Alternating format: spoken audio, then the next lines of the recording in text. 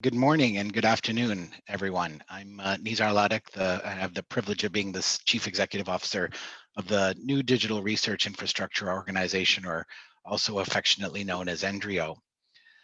And I could not be more excited to welcome you to our second virtual town hall that's happened over the last couple of days. Day one's theme was awareness and accessibility, as you can see from the slide in front of you. The theme for today's Needs Assessment Virtual Town Hall is governance and policy. We're pleased to share and discuss our preliminary Canadian DRI needs assessment findings with you today. Thank you for the overwhelming interest and participation in these sessions. We've generally been averaging almost 200 individuals from across the country that are willing to participate and provide their feedback to our work. As a result of this enormous attendance, we have also increased the breakout rooms and the number of discussions accordingly. So we appreciate your patience as we adapt the environment and extend this capacity to ensure everyone is placed in a discussion room. Our team is eager to listen and gather more input from all of you on how we can further shape a pan-Canadian DRI ecosystem that better serves Canada's research community. We will begin today with a land acknowledgement, followed with a brief overview of our event agenda. As we meet virtually this afternoon across the country, I would like to acknowledge that we are all located on different unceded traditional territories of different nations.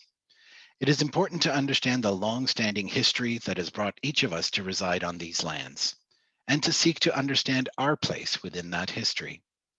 I myself am based in Toronto, and I acknowledge that I'm on the traditional territory of many nations, including the Mississaugas of the Credit, the Anishinaabe, the Chippewa, the Haudenosaunee, and the Wendat peoples.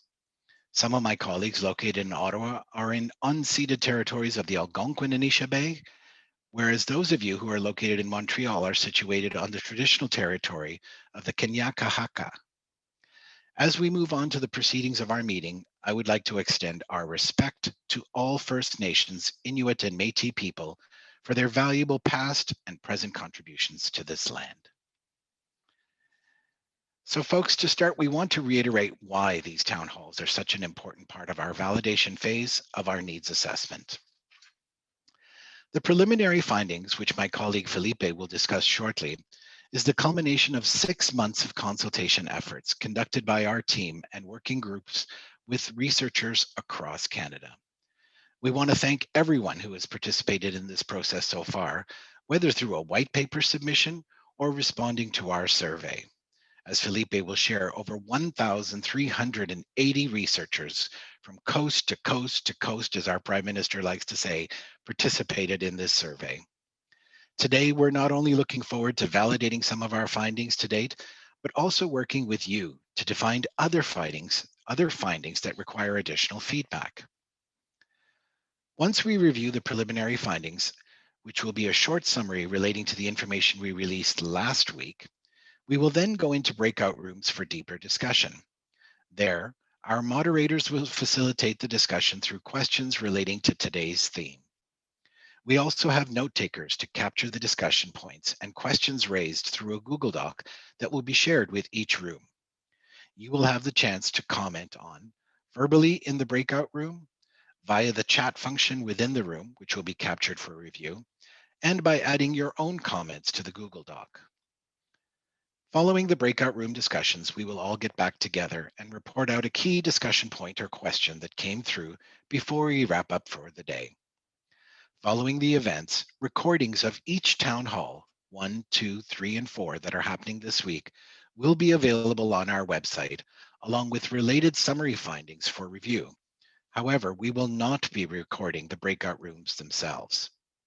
We look forward to an engaging discussion ahead, and with that, I will hand it over to Felipe to review the preliminary findings related to today's theme. Thank you, Nizar. And welcome everybody. Before we start, I'd like to introduce myself. My name is Felipe Perez, and I have the pleasure of presenting you today the initial insights that a lot of our NDRIO staff has been working on.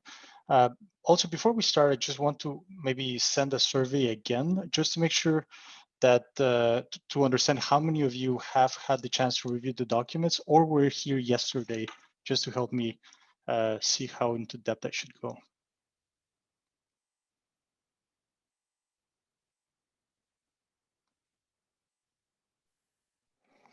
So we're at 75%.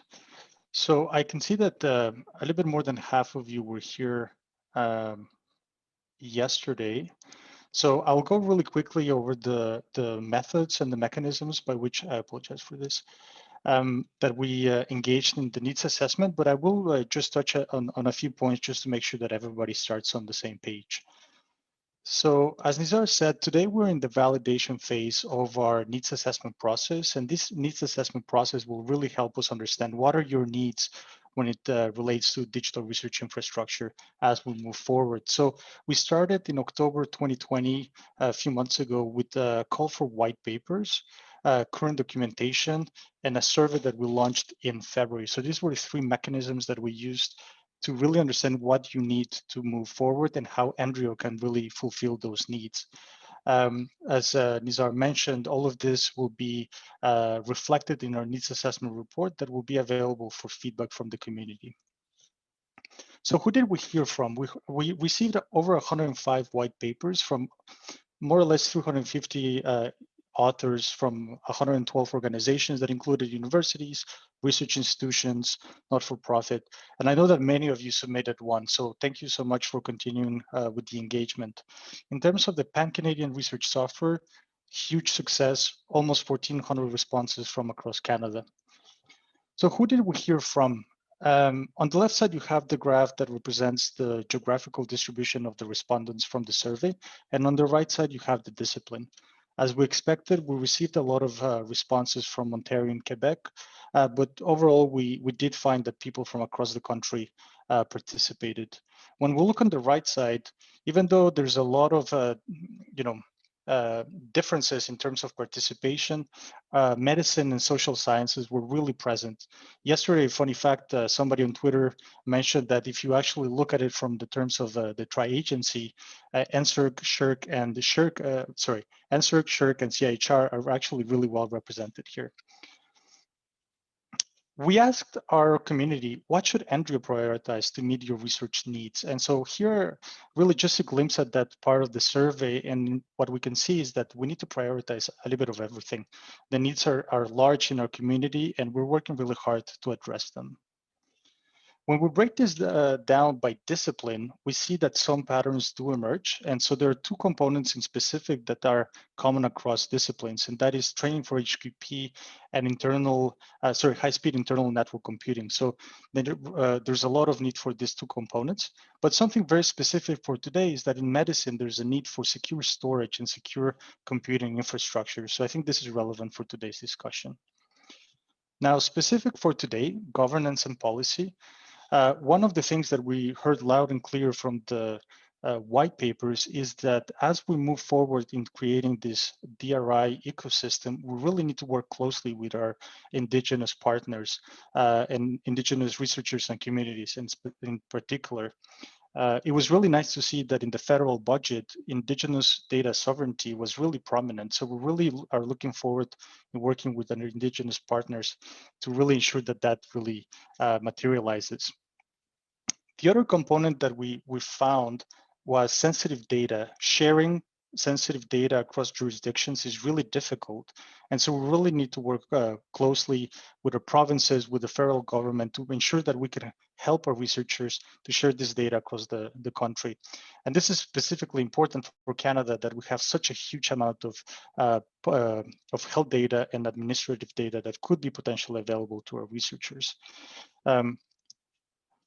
Also, we need to have storage and compute facilities when we can work with this sensitive data. At the moment, we don't have the right policies or governance framework. So we're looking into this with you. And just so you know, we are also working with StatScan to identify how we can achieve this. But of course, we cannot achieve this without your help.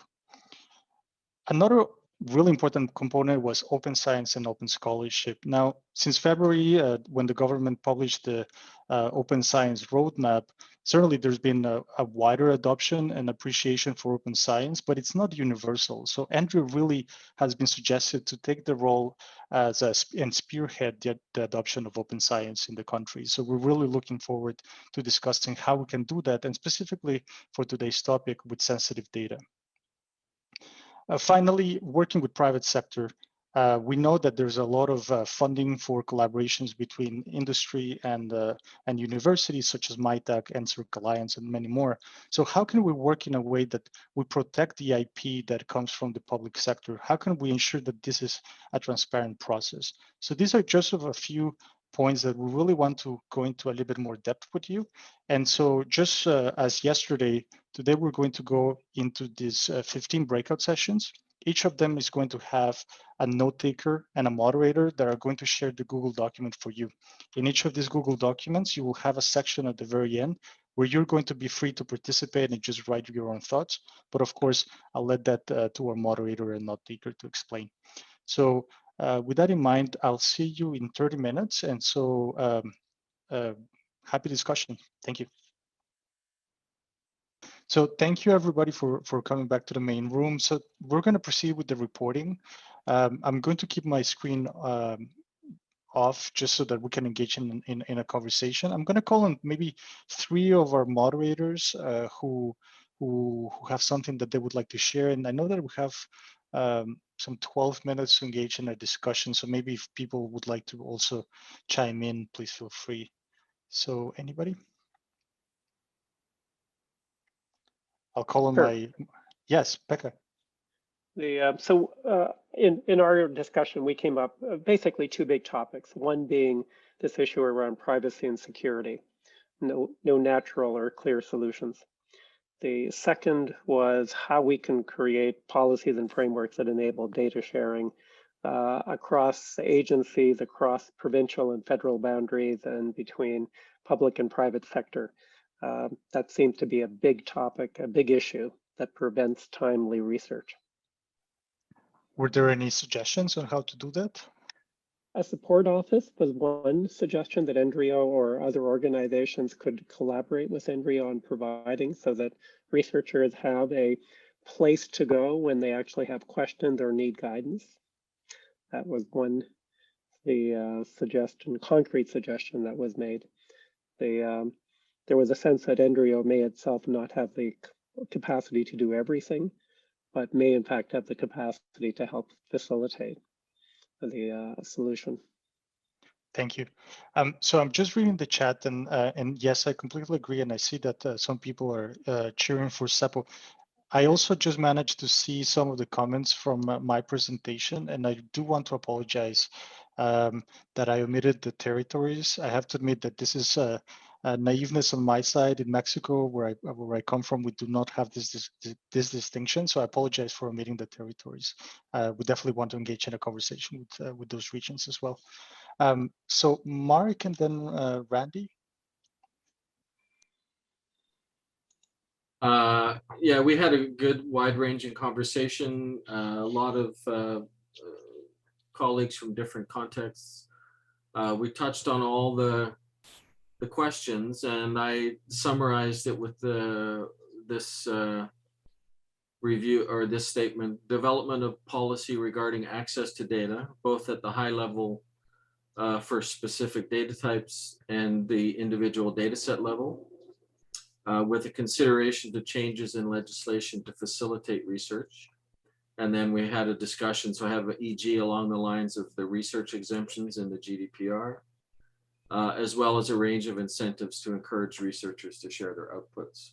So again, probably a common conversation across a lot of the groups, but I think I was encouraged to hear one of the colleagues highlight the legislative changes, I think it was in Ontario, that were made to facilitate research. So I think Canada could learn from examples in its own backyard with Ontario, as well as in Europe with the GDPR research exemptions as a way to facilitate these efforts. Great points. Thank you, Mark. Randy? One of the things that we had that may be unique to our session was we had valuable input on the Indigenous topic.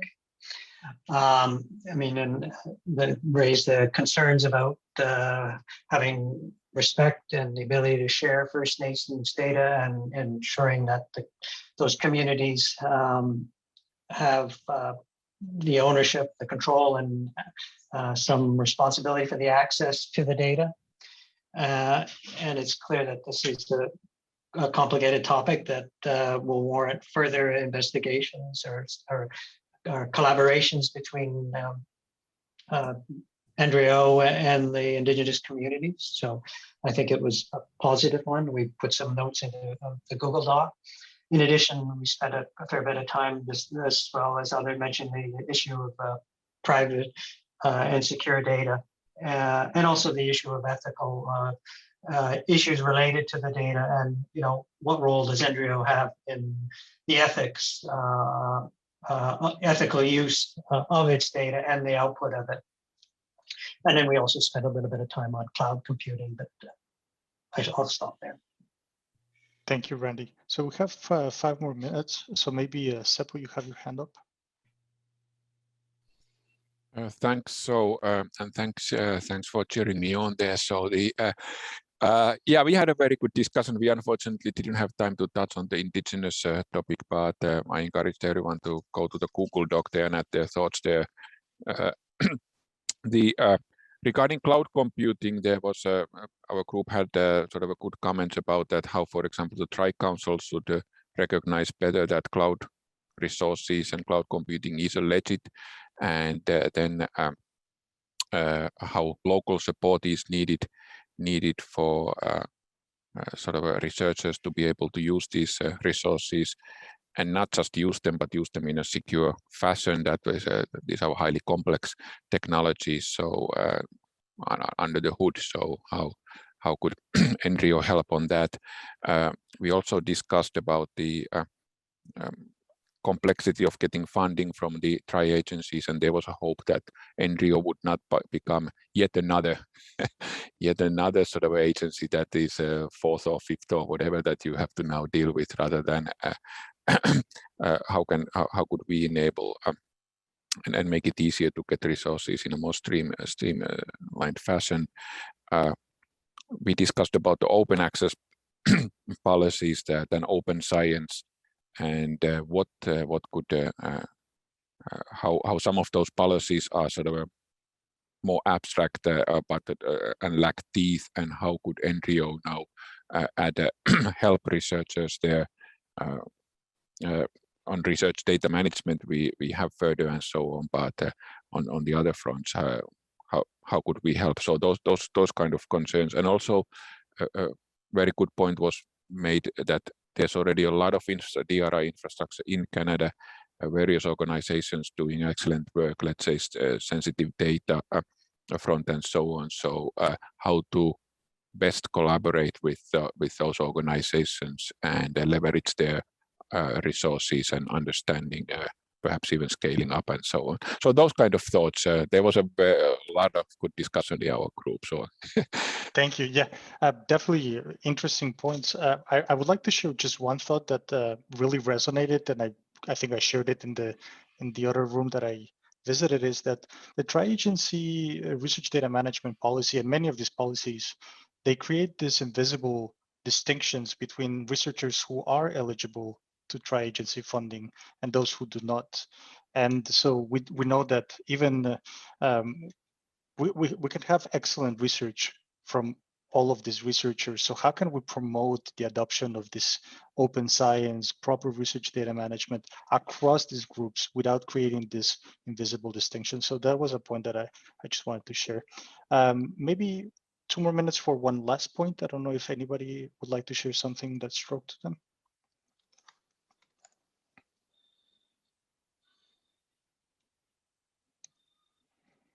Jennifer.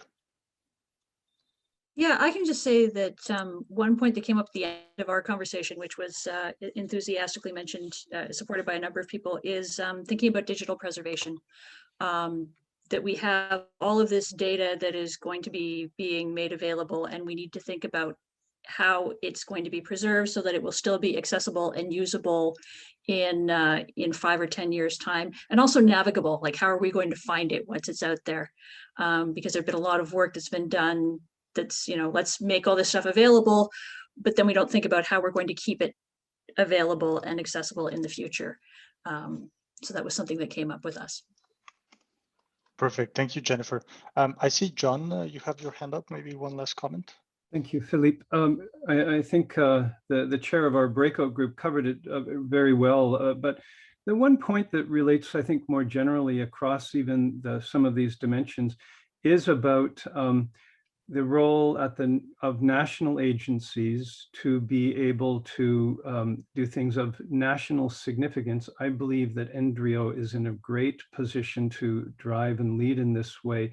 In particular, so I'm the kind of population scientist who tries to bring health information together across provincial boundaries. And I will say that I had much greater success at that in the beginning of my career than now late in my career. And for all sorts of good reasons, new ways of controlling and preserving both authority, control, privacy, ethics, etc.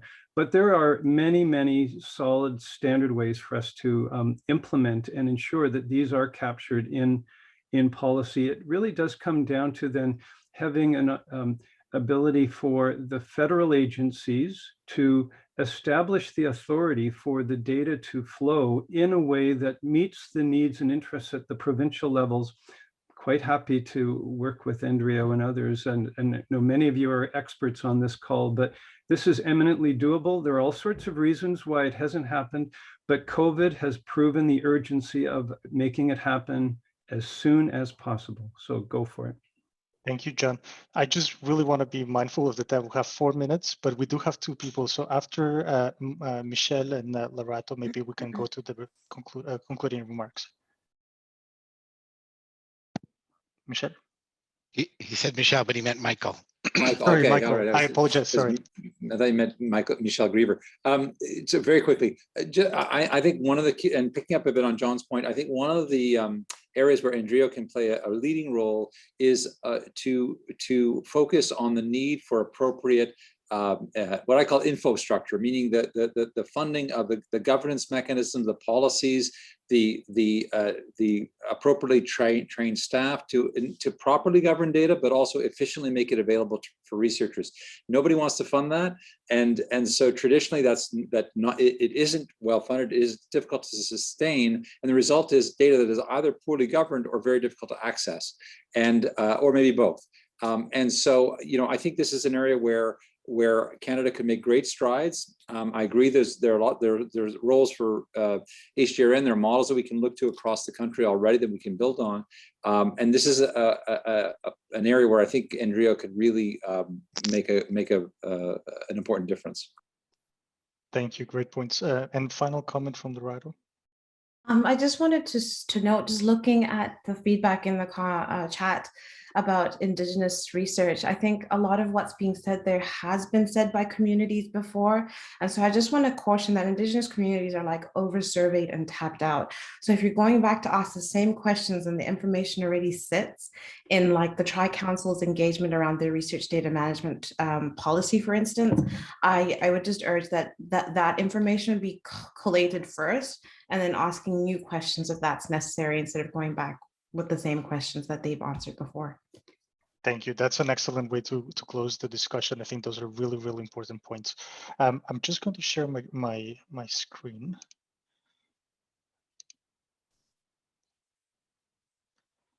So can you see everything, or did you see my notes? We see the notes and the screen, but not a problem. You're in presenter view. Apologies.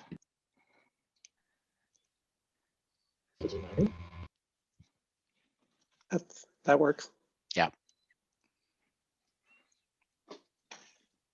Oh, so that's me. Okay. Right.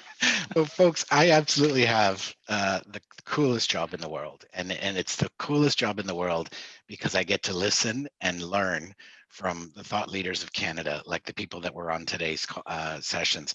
I wish we could have actually scheduled longer times, but I do want to assure you that this isn't your last opportunity. This isn't a one and done. This kind of conversation and this generative feeling that many of you might be feeling in terms of the nature of the conversations and the remarkable contributions, this is something that I think gives lifeblood to the organization. So terrific to all of you. I just want to close out on some next steps so you understand. Once we've completed the validation phase, we will be compiling all findings in our needs assessment, which we will release yet again for public review and comment. And so some of the things in the chat that I saw were, it felt tight. We didn't really get to go deep in some of these issues. There will be another opportunity to synthesize much of today's findings along with the other pieces in putting out a written needs assessment, which would be much more comprehensive and cut across all 4 of the topics and themes that are being discussed over the course of this week.